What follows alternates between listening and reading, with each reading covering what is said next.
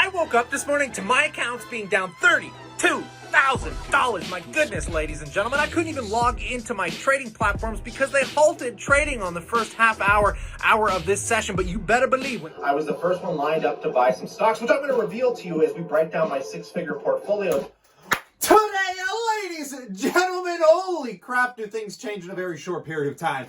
This was a video that I took back on March 12th, just about 5 months ago, when we were in the midst of that crash, and my portfolio dropped all the way down to $103,000. Skip to today, where the portfolio is currently sitting at all-time highs, worth $182,794. And no, I am not showing this to you to brag. I mean, that is an $80,000 difference, and I'm purely documenting my financial independence, retire early journey. So I am showing you guys the downsides, and I am showing you guys the upside. So if you appreciate that transparency, I would love it if you slap that like button. But today we're going to do a deep analysis of where my portfolio currently sits, what's changed over the week since I pretty much sold Apple stock last week, and what is going on with some of these individual holdings. But I am incredibly excited to break this down for you. So let's jump.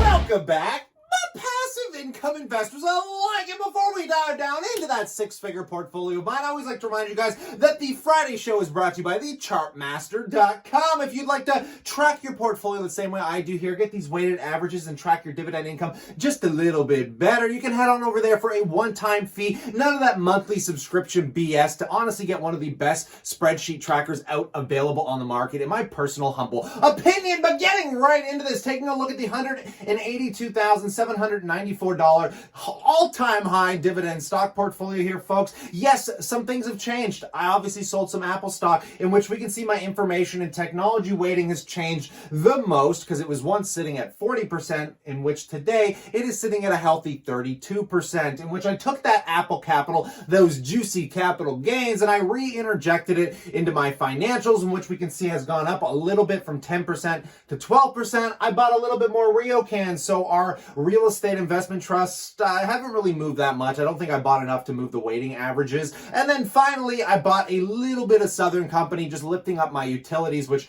nobody likes the utilities, but I got some juicy news for you utility fans out there, which I'm not going to spoil yet. We'll take a look once we're in the individual brokerage accounts here. But other than that, the weighting averages, not much else going on there, folks. So we move on over to the dividend side, the stuff that we all love, that juicy drip in dividends. Not much has changed here, to be honest. Yeah, the financials have come up a little bit ever since GEO Group did their dividend cut, and I'm losing out now on over $200 in annual income. It really brought the weighting back in my real estate investment trust to 38%. It was sitting at 40%, and honestly, I think I'm a little overexposed for the REIT income side of things. Yeah, it's almost 40% of my dividend income, but it is only a 16% weighting, and you know, that's how REITs work. You get a higher yield, buy a little less, blah, blah, blah. Either way, I'm done buying REITs, so I'm going to be able to shift that money away and hopefully start expanding my dividend income elsewhere. Other than that, you know, you can compare this week over week, nothing too crazy. We're currently sitting at all-time highs, though, for my dividend income, which we now currently sit at $7,441, or the equivalent of $620 a month. So even with the GEO dividend cut, after shifting some of that Apple money around, we are still able to hit all-time highs for that dividend income. Now, as many of you are aware, I have 4 brokerage accounts, and as always, we're going to start with the tax-free savings account, in which I actually had some dividend income come in as of recent, so we got about $100 sitting in cash here. But we'll start with the Canadian side of the portfolio, as we do here always. We're recently purchasing the Bank of Nova Scotia. I've actually been buying a lot of this, not only in my tax-free savings account, but I also purchased it, some of it, more of it in my Royal Bank account, which we'll see in a little bit here. But it's nice to see the financials have slowly been recovering after their big bottoms there. As we can see, I'm only down now 14% on Canadian Imperial Bank and only down 19% on Bank of Nova Scotia. We only need to inch 1% higher here, and we'll finally be in the green for my Canadian holdings. And yes, purchasing a little bit of RioCan here, not enough to bring the averages down though, because we can see my average cost is at $23. So even the little bit I bought wasn't enough to bring my total averages down, but that gets made up for in my other accounts. But where the big news is, and something that I think people need to pay attention to when they're buying dividend stocks, because it's overlooked a lot, I I'm going to use Northland Power as an example because they just posted earnings, which they did pretty good. Record revenues, essential service, still lots of growth. They're not changing their outlook for the year. So I love this company because it pays a monthly dividend yield. But I just want to show you something that most people overlook. A lot of companies will offer actual discounts if you set your stock up on what they call drip enrollment, which means just instead of paying you out a dividend in cash, they're just going to pay you out shares instead, whereby common shareholders and Class A shareholders may elect to reinvest their dividends in common shares of Northland Power for a 3% discount from the previous 0% discount. So if you set this up on a drip, not only are you going to get more shares that are going to pay you more dividends, you are literally getting a 3% haircut from whatever the current price is on those stocks. So what I want to experiment with here is setting some of these stocks up that I'm not buying more, but I wouldn't mind reinvesting the dividends, especially if they're going to offer us some cool discounts, just to see how that works out over time. And I'll keep you guys posted as well. But yeah, Northland Power, great news. Love my utilities, best dividend payers in the portfolio, in my humble opinion here. Now, just taking a quick peek at the US side of the portfolio before we go through the dividends, we can see the Apple shares that I sold here. Still got 13,600 in equity laying around there, though, in which there's the little bit that I put into Southern Company. So slightly bumping this position up. I wouldn't mind owning a little bit more, but even still, nothing else has really changed. I mean, GEO's flat, MO and BTI just playing their usual ranges, other than BTI took a big dip down to the 33 range, which I think is some pretty deep discount territory. I've been debating on buying more of this as well, and who knows, maybe that's what we'll do with the dividends. Now, moving into my tax-free savings account dividend income, this is some pretty incredible stuff. We are itching pretty close to getting about $500 a month in 100% tax-free income, obviously setting aside the withholding tax side of things, but nonetheless, just taking a look at the Canadian income after I used that Apple capital gains to redisperse, we're sitting at $2,432 on the Canadian side of annual income, and then on the US side, we're sitting at $2,241, which, by the way, if we take that $2,241, convert it to CAD, because I'm in the Canadian world with Monopoly money, because Canadian money looks like Monopoly money, we can see that if I converted that US, we'd be sitting on $2,968, and because I have to live in Canadian, that's what I might end up doing if I ever have to use that capital, which brings us to roughly $5,500 to $5,600 in annual, almost 100%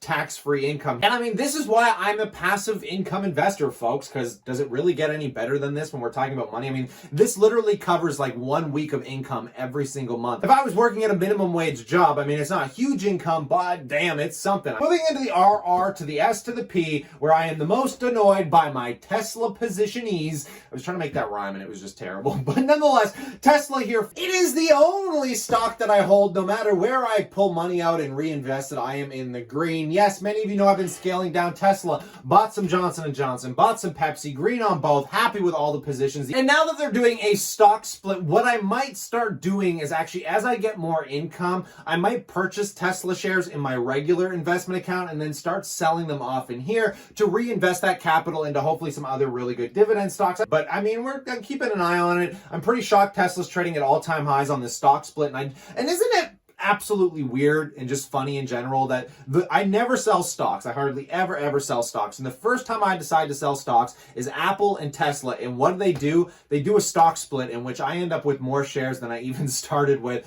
originally. So, I mean, I'm not complaining, but I feel like there's some good luck charms going on with my portfolio these days. We are just pulling up a full year on this account and we are up like 150% thanks to obviously the moonshoot that Tesla did. And I'm just really happy that I've, diversified that income. I feel like I've got really good risk exposure here. And, I could walk away from this portfolio and come back in 3 years and I think not worry about any of the positions I'm currently holding here. But let's move into the other managed account and then we're finally going to take a look at my Royal Bank account, which is completely separate from these guys here. But just taking a look at the managed account, nothing going on here, but I did purchase some more MindMed. As I told you guys, I took some of my own money, nothing to do with that Apple money. And yeah, I purchased, I think another, don't quote me on it, but probably about $600 or $700 here worth of that MindMed, bringing me up in this account alone to 2,596 shares. And yes, I'm also up on RioCan here, which is nice because this is credited money. I am using $5,000 off my line of credit, which I've been paying back actually. We can see RioCan paid me out $85. It's the only dividend income I get in this account, in which I immediately put it onto my line of credit. So since we decided to use the line of credit, I think it was 2 odd months ago, just taking that dividend income, obviously I don't get to keep it, I don't get to reinvest it, but I am just putting it back into this credit. So essentially every time I use those dividends to pay off the credit,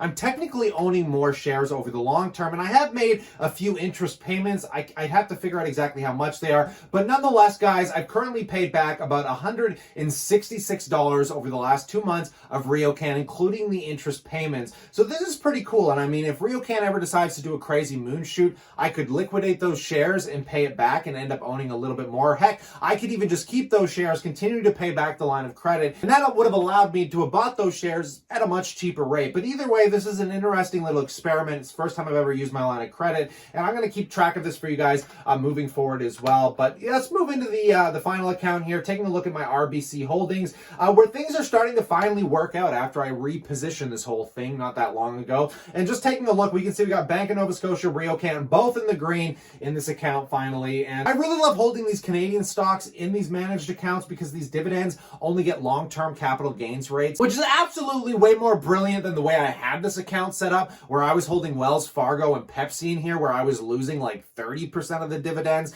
So not only do I get to keep the majority of the dividends now, the capital gains are absolutely beautiful, and I think I captured these on some pretty good prices, so it's going to be neat to see what a year brings from now. And then finally, my Facebook shares, which I haven't really talked about in here much, but I really loaded up on Facebook. Very happy with it. Own it between these two accounts. I've got $3,376 US sitting in Facebook in this account, and then if we go back to wherever my managed account is hiding, where's my managed account? Where is my managed account? There it is. We can see that this is in Canadian dollars, by the way. I wish I had this set up in a US account. If we just take a look here, guys, if we combine those together, we got about $7,000 to $8,000 worth of Facebook, which I'm pretty happy. I'm not really planning on buying more. In the meantime, I'm honestly more concerned about just stacking cash. If we go back to the portfolio overview, which again, brought to you by thechartmaster.com. If you stuck to this far in the video, use Passive Income Investor for 15% off. Oh yeah, if you stuck around, you saved a little bit of money, folks. But nonetheless, just taking a look at the cash position of $4,878. My cash has been sitting relatively flat at this point, and as I told you guys, I want to get my emergency fund built up by the end of this year to about $10,000. That is my goal for the end of the year for my emergency fund, and then by the end of next year, I would like to have roughly around $20,000 saved up. As my plans change and things evolve, as I fight to get closer to financial independence, it'll be neat to see what happens. And yes, I would like a bigger cushion than I currently have. But I'd love to know what you guys think about these stock splits, these dividend drip deals, and anything else that interests you, because I always read those comments, folks. And if you want to join us later, we always go live Friday nights at the Passive Income Educator YouTube channel. Goes live at 10 p.m. See us there if you want to have a real conversation. We'll read your comments there too. But stay cool, stay awesome, and I look forward to catching you guys tomorrow.